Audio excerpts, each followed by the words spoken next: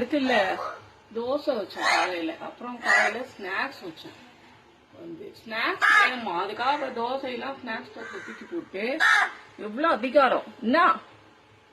என்னன்னு கேட்டா, சாப்பிட்டு கிளம்பு. இருக்கிறத சாப்பிட்டுட்டு கிளம்பணும். கொஞ்ச நேரம் கழிச்சு சாதம் வைப்பேன். டிஃபன் தான் வச்சுட்டல, சாப்பிடு. சாப்பாடாக டைம் ஆகும் உனக்கு. இல்லைன்னா உன்னோட தோழியை டிஃபனா சாப்பிட்டு போக சொல்லு. இதுல வேற ஒருத்தவங்களுக்கு இவங்களுக்கு சாப்பாடு தான் இவங்களுக்கு பிடிக்கும். இன்னொருத்தி வருவா, அவளுக்கு தான் டிஃபன் பிடிக்கும். என்ன காலையில இருந்து அவளை என்னமோ காணும் டிஃபன் பிரியல. இவளுக்கு சோறு வேணுங்களாம். அதுக்காக பாருங்க நேரத்துக்கு முடிய தூக்கி தூக்கி போடுறாங்க. அது நான் பாத்துக்கிட்டே வந்தேன். அதுங்கள நான் வந்தோடனே நீ படிட்டான்.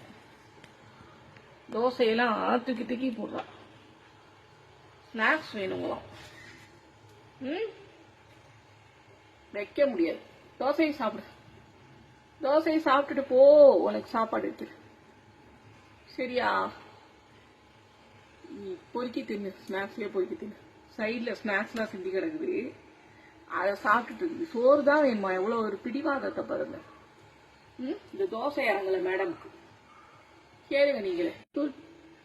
எடுத்துட்டு போ தோசைய.